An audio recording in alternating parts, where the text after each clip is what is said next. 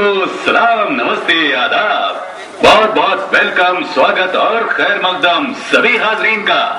तो मेहरबान कदरदान, आप जानते हैं कि हम हैं कौन? जी हाँ दोस्तों, हम हैं मुल्क दर मुल्क मुख्तलिफ नजारे देखने के लिए निकले हुए बंजारे।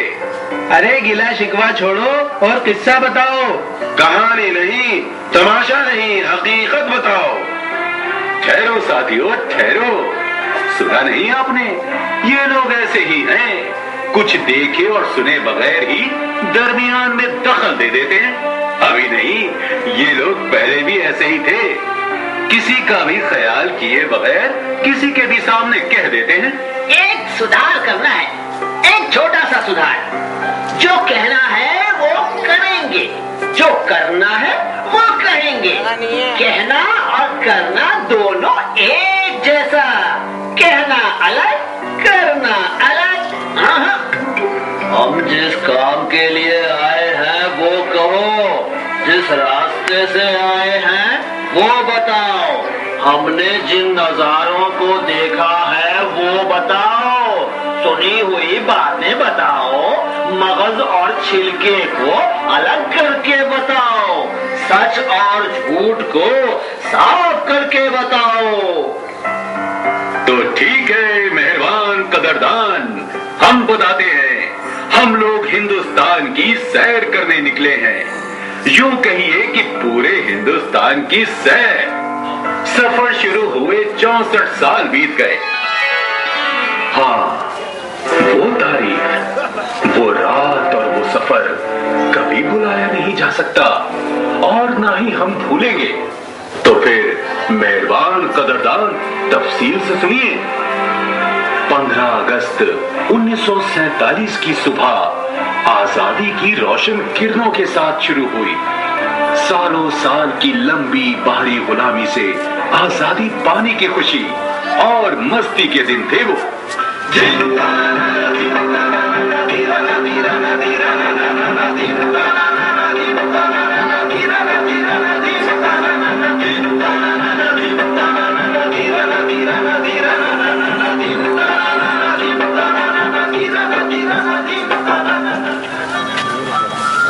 आजाद हिंदुस्तान के ख्वाबों की शुरुआत के दिन और बेहतरीन यादों पर साया फिगन होने वाली तारीख का वो लाजवाब सिलसिला था। एक मुसीबत जिसको छोड़ दिया जाना चाहिए था, तारीख की एक चूक। ये थी हिंदुस्तान की तकसीम, जब हदबंदियों को छोड़ने और मालो दौलत को आपस में बांटने वाली एकजुट कौम को 2 हिस्सों में तकसीम कर दिया। तो आंसू और खून से ये जमीन गीली हो गई। जब दिल्ली में रस्मो रिवाज और ऐशो इशरत से भरे इख्तिदार को मुंतकिल किया गया, तो उस समय एक ही आदमी था जो नोखाली की सरजमीन पर अहिंसा की बातें, अमन के ऐलान और हिंदू व मुस्लिम भाई भाई के नारे के साथ चल रहा था। और वो थे हिंदुस्तानियों के प्यारे बापूजी।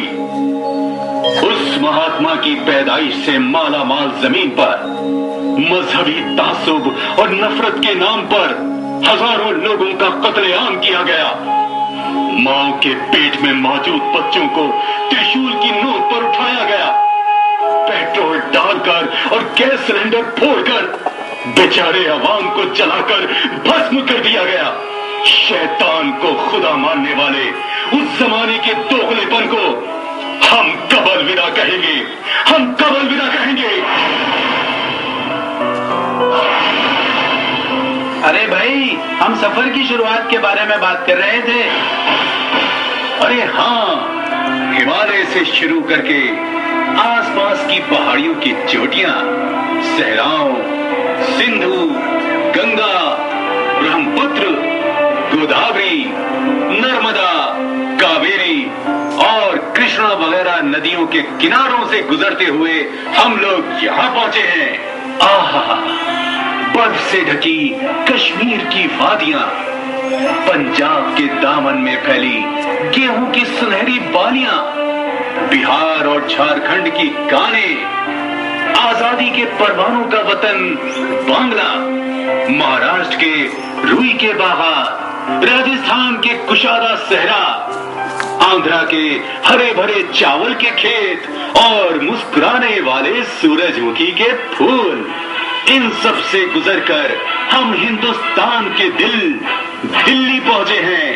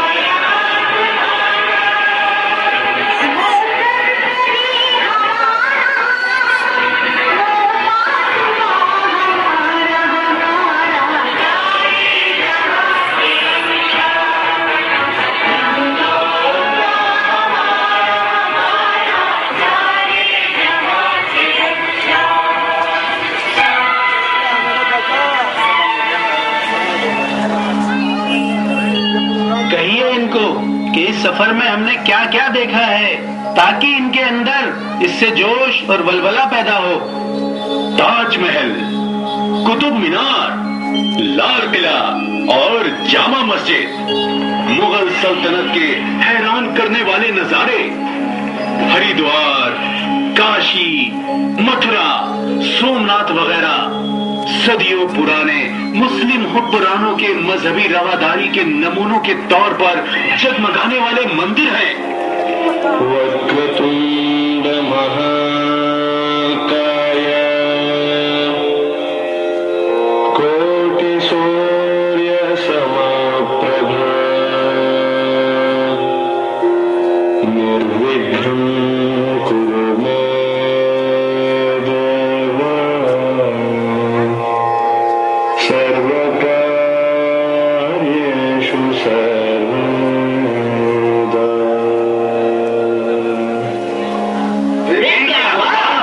بتاؤ، یہ لوگ سننا چاہتے ہیں۔ ہاں ہاں، کیوں نہیں۔ اس ملک پر قبضہ کرنے کے لیے آئے ہوئے فرنگیوں اور انگریزوں سے لڑنے والے دلیر اور بہادر شہیدوں کے مقبروں کو ہم نے دیکھا۔ پلاسی کے سراج الدولہ، جھانسی کی رانی،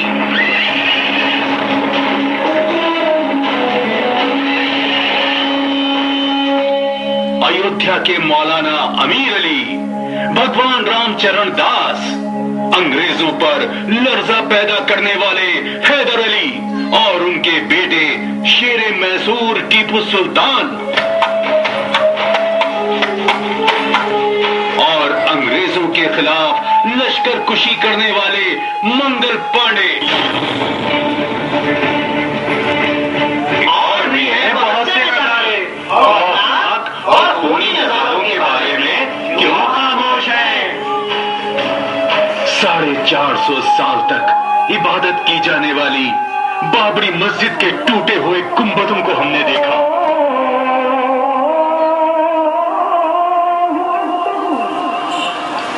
گلیوں میں پڑی لاشوں، یمنا کی لہروں میں بہائے گئے انسانی جسموں، ممبئی اور گجرات کی شعلہ نکلنے والے کمزوروں کی آہیں، مالیگاؤں، مکہ مسجد، اجمیر اور سمجھوتا میں بکھرے ہوئے معصوموں کے اعضاء، اف، ان کے خیال تک سے ڈر لگتا ہے۔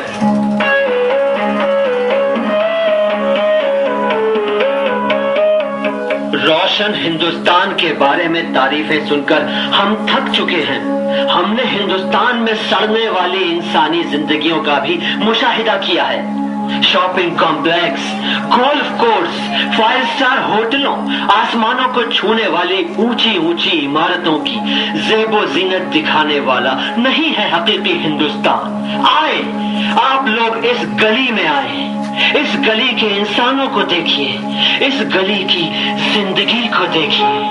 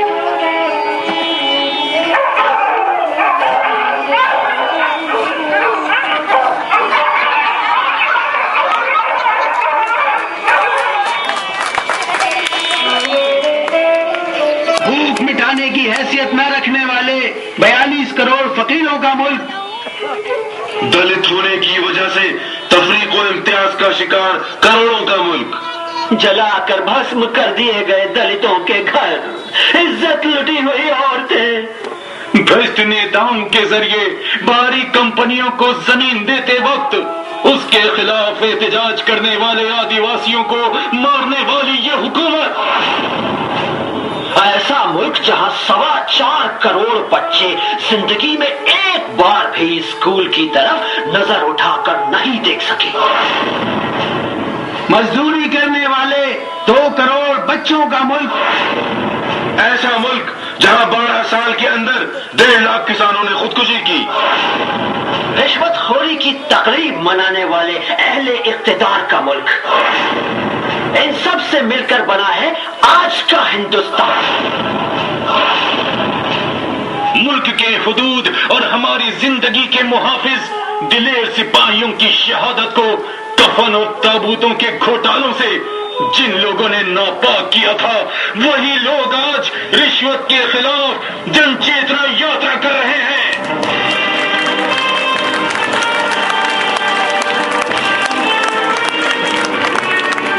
مسلم نوجوانوں کو دہشت گردی کے نام سے فرضی مٹ بھیڑوں میں قتل کرنے اور معصوموں کو جیل میں ڈالنے والی حکومت، Bofors, 2G spectrum, Adarsh society, common wealth اور کرناٹک کے زمین مافیا، سب نے مل کر ملک کے کئی کروڑ لوٹ لیے۔ اس وقت رشوت کے خلاف انگلی تک نہ ہلانے والے گاندھی کے نئے اوتار بن کر رشوت کے خلاف میدان میں اترتے ہیں۔ خالص نفاق، نہیں تو پھر کیا؟ ایسے ہزاروں ہزارے آ جائیں تب بھی یہ ملک نجات نہیں پا سکتا۔ ارے 1947 میں گورے اگرچہ کہ ملک کو چھوڑ کر چلے گئے، اس کے بدلے میں آج نئے گورے ہندوستان پر حکومت کر رہے ہیں۔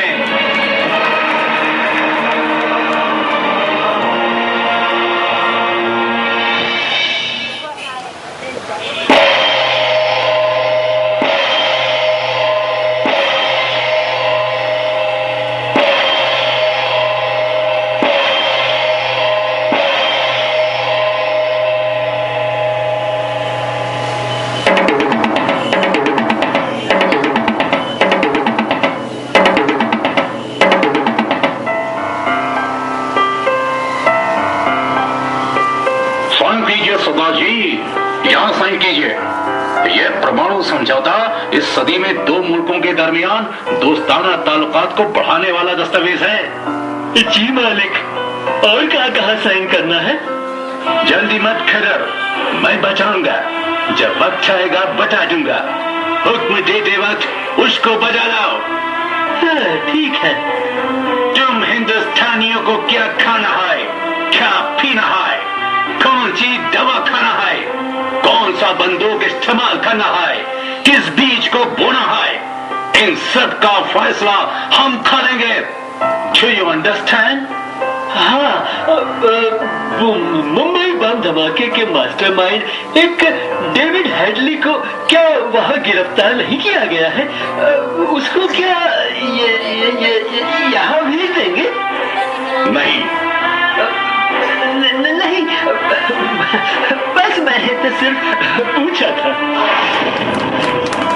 तो मेहरबान कदरदान, देख लिया आपने, यही है हमारे हुक्मरानों की अमेरिका की गुलामी।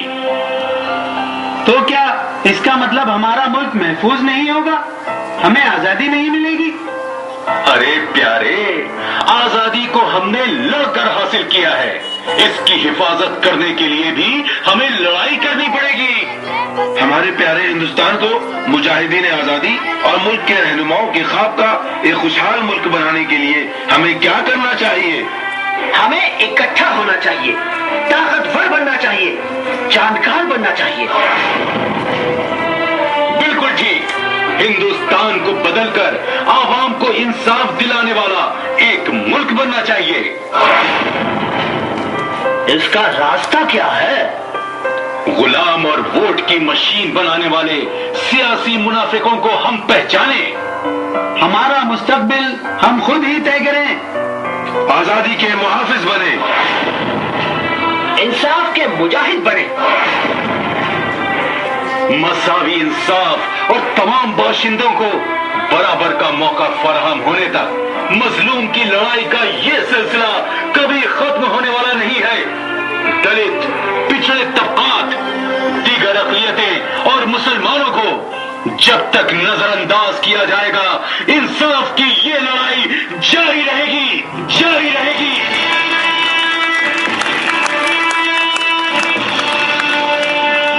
भाइयों, आइए हम इंसाफ की बुनियाद पर मुल्क की तामीर करने के लिए इकट्ठा हो। मणिपुर का पहाड़ी सिलसिला, कर्नाटक के समुद्री साहिलों, केरल की हरी भरी जमीन, बिहार, उत्तर प्रदेश, राजस्थान और बंगाल